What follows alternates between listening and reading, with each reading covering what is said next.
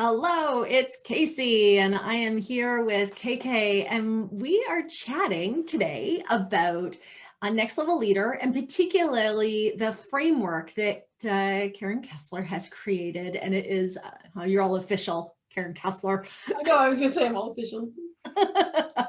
Is this framework that you've created? So tell me a little bit about next level leader to start, and then we'll talk about the framework.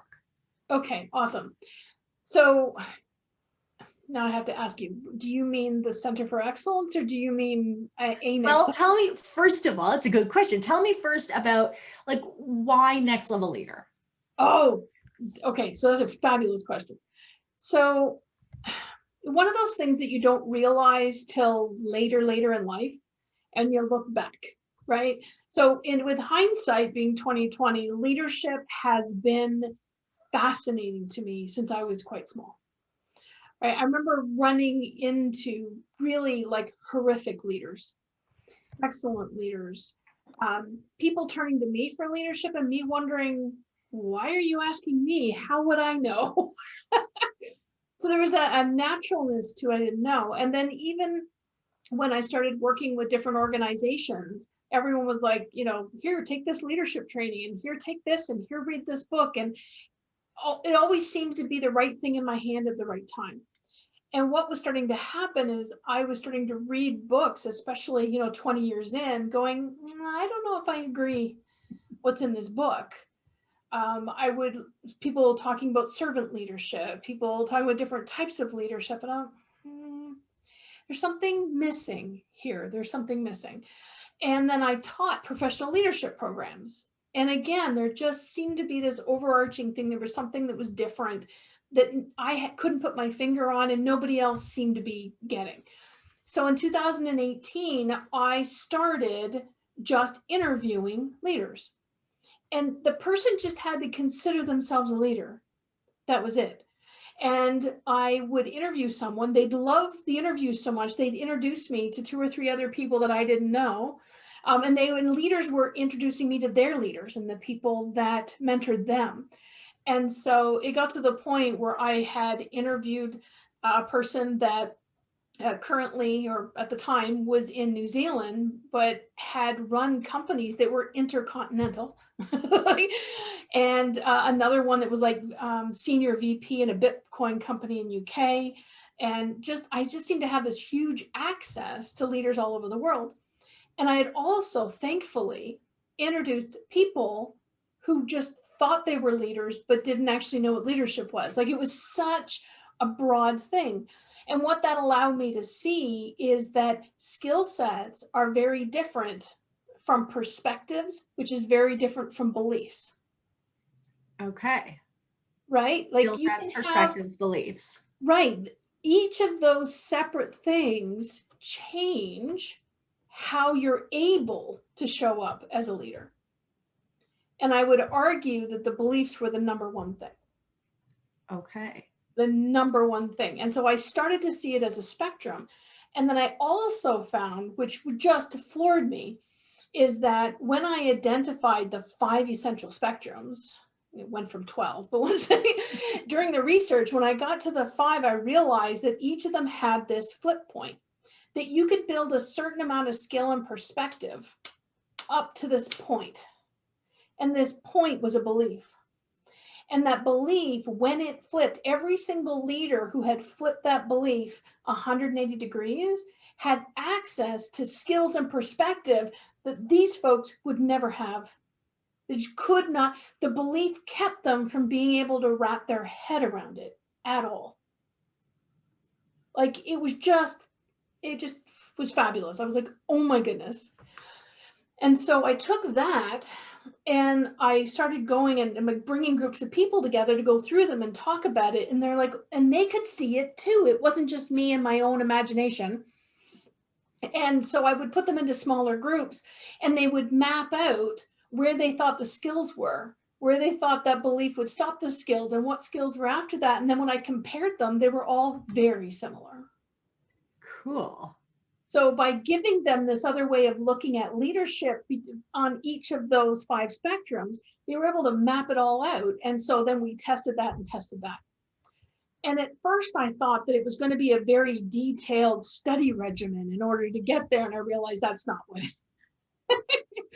that this whole thing turns out to actually be a mindset with 5 focus areas. And when you can find out where you are and really just make the belief switch, the whole idea of the spectrum is just to figure out where you are so that you know where to keep going and where to focus, but they all weave together. And when someone takes on ownership of the identity of the next level leader, then they just all help each other. Right. Did I answer your question? Yeah, fantastic. I love that. So it's turned into a framework that has allowed you to take the 5 spectrums, Yeah. and then layer in the beliefs and the skills and the perspectives based on that spectrum. Cool. So talk to me about the spectrums. Why don't we start with, do you have a favorite? Well, the 5 of them are, first of all, so personal mastery. Okay. Is the first one. And then, well, not the first one, they're all equal. Personal mastery, then grounded alignment, influence, active growth, and interdependence. Excellent. So we can start with anyone you like. Well, why don't we start with personal mastery? Perfect. Okay. So personal mastery is a mix of emotional quotient, which I think makes sense to anybody in the leadership world, intelligence quotient, so IQ, which out of all the research that I've read on that, I really like the idea of like your ability to access your intelligence, which has a lot to do with other things, right? As well as your SQ or spiritual quotient, your ability to connect in with what's going on with you and others at another level, that's actually affecting your EQ and your IQ as well. And we measure where someone is on the spectrum based on how much time you spend in the present moment. Okay. So the idea is that personal mastery, with the more personal mastery you have, the less you spend in time in guilt and remorse. You get what you need, you learn from it, you apply it. The more that if you set goals in the future, you leave them there and you're focused on, that the only power you have to change anything is in this moment. So the more present you are, the more personal mastery you have. So you can imagine the types of skills or the types of things required in order to do that. And if we're wandering all over the place, it's kind of hard to lead or catch things as early as you would. The flip point here is that they trade from an attitude of the world happens to me to I happen to the world. So with personal mastery comes personal power or empowerment. Right. And so the actual key belief that they run with is that I create my world. So there's a huge sense of accountability and responsibility that isn't about being the one that cares for everything, right? It's personal. And so it's a really free and amazing place to be. I love that. That's great. And then you can see where that level of personal mastery and the ability to stay in the present really allows for this sort of higher level of leadership capacity. Yeah, you can make decisions faster, right? It's easier to get to the observer position and just be able to see everything you need to see and say, I'll worry about feeling it later. But right now, I need to look at what's going on. And so someone with a great degree of personal mastery is what I'd want around an emergency. Absolutely. For sure. Cool. Where do you want to go next? All right. Well, let's talk grounded alignment. Okay. So this one I love. You know how much I love values, right? So someone who is grounded and aligned with their values is steady, calm, and thoughtful, right? Time, there seems to be a lot of expanded time available. Decisions come really easy. So they're leading from their own internal values. So they know what they are, and they know whether or not their beliefs and behaviors are aligned with them. They also have a great deal of discernment when they start stepping out of their values. They can feel the conflict. And so they're willing to do things even if they seem uncomfortable in order to stay aligned. Right. So we measure this by confidence. And I don't mean bravado. We can often tell the person who is acting confident to the person that actually is. And when we become aware of what matters to us and what's most important to us at the deep, deep level, and we're aligned with that, there is a deep sense of confidence that sort of comes off that person that can't be faked. It's very, very different. So the flip point comes before we've done the flip point. People tend to want to be in alignment with whoever the leader is or the person who has the most influence or seems to have the most power, right? So they tend to switch with the wind. Someone in positional leadership that doesn't have grounded alignment might talk to one person and say, oh, yeah, of course we'll do that. Then talk to somebody else and go, oh, yeah, of course we'll do that. Meanwhile, that means I can't, whichever way the wind's blowing, right? Which makes it really tough. But when you've done that flip point and now you're measuring internally, and the key belief is I align with me. And as long as I stay in my alignment, then that means everything's going to work out okay, even if that means I have to quit my job or I need to stop doing something. It's like I'm willing to do the stuff that might be uncomfortable right now in order to stay aligned, because that's where I can be in my most powerful and where I can make the greatest impact. Beautiful. Yeah, I can see the strength that comes from that, and that, you know, we've all worked with leaders that don't have that. And yeah, it's hard to know where to go with them. Beautiful. Beautiful. You've got interdependence, influence, and active growth. Active growth. Okay. All right. So the active growth piece, and what's interesting is I've had an ongoing conversation with myself around the word growth. Because sometimes people talk about growth in the fact that I need to be more and that I'm not good enough right now, so I have to grow. And wanted to be in a place where it's like, you are all you need to be, right?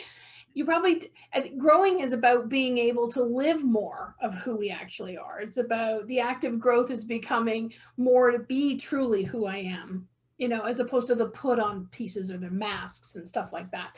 And so the idea of active growth is that we're in this very growth mindset versus a closed mindset, right?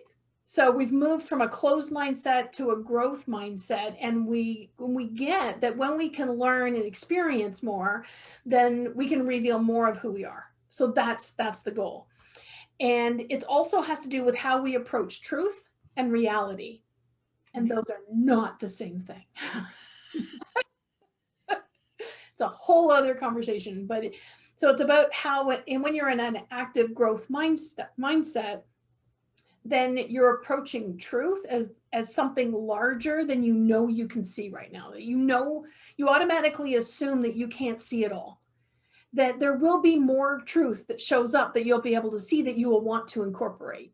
We don't have this assumption that we're done, I know it all, I can put a pin in it. Right? That doesn't happen.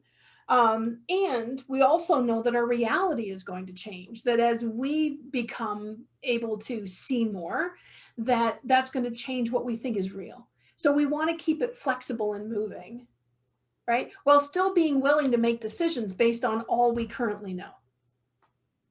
It's measured by the degree of flexibility. How flexible can we be in our thinking and our behaviors? Right? And so the more active growth we experience and the more flexible we become, which means it doesn't matter how hard the wind blows. It's like, whatever, whatever. And especially if we have grounded alignment and we have that flexibility, you can pretty much handle just about anything. So the flip point happens when we stop measuring how much we know as how much value we have. We just stop that. Like, I don't need to know more in order to be more valuable. Instead, we embrace our own value as being inherent. Like, we have inherent value and that's enough. Right? So we know we're enough. We have that. The active growth is about being more flexible. It's about what else there is out there to discover. So the reason for the active growth changes at the flip point. And so the key belief is I have value. So that's just like a core belief that we hold. I love that. So that really, like you said, the grounded alignment and the active growth together is such a strong combination. Yeah. Talk to me about influence. Okay. So influence is a measure of the type and degree of impact that we create in the people around us. So I'll just say that it's a measure of the type and degree of impact that we create in the people around us. That's the influence we have. And we measure it by the degree of effort that it takes us to create that impact. Right? So if we're running around trying to convince everybody, if we're running around, then we actually don't have the influence we think we have.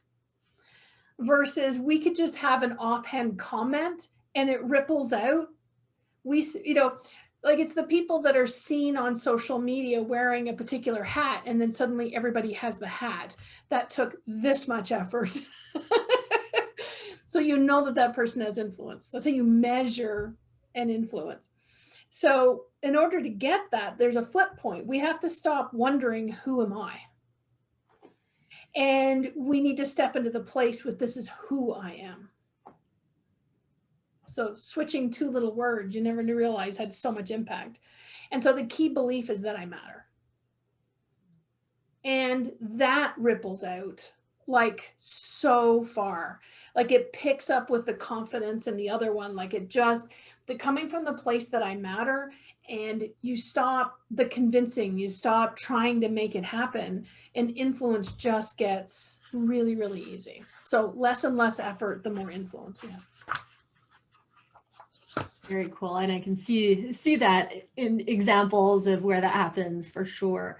For sure. And then the other people who are running around like mad. Yeah, exactly. Fantastic. Okay. Interdependence. One of my faves. I was going to say, we've done a lot of this research together, so this will not be new to you at all. So interdependence in the next level leader model is an attitude and skills built as we master independence and insists on a win-win in every interaction. So we need to take what we've learned as independent people and then start building on it. So some people want to stop at independence and some people want to skip it. It doesn't work either of those ways. You have to go through it step by step, and it's measured by results. So the more skills and attitude that we pick up in the world of interdependence, the more results we get faster. We also get higher quality of results as well. So the flip point is moving from a need to trust other people to trusting in ourselves. And when we've done that, the key belief is that I trust myself. And when we truly trust ourselves, we know that our intuition will let us know if somebody else needs to be checked up on, or I shouldn't be working interdependently with that person. And in which case the win-win is to say no to that, right?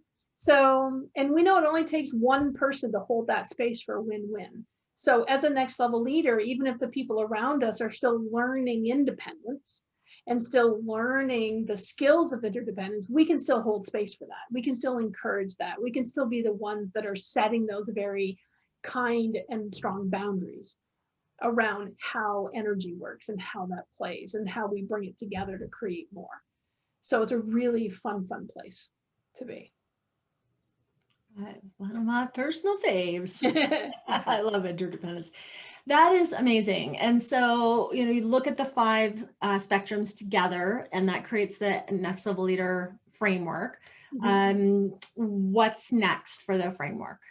Oh, great question. So the next piece of it is, because I've got pages and pages and all kinds of recordings, I'm pulling out all of the work we did so that we can chart the spectrums.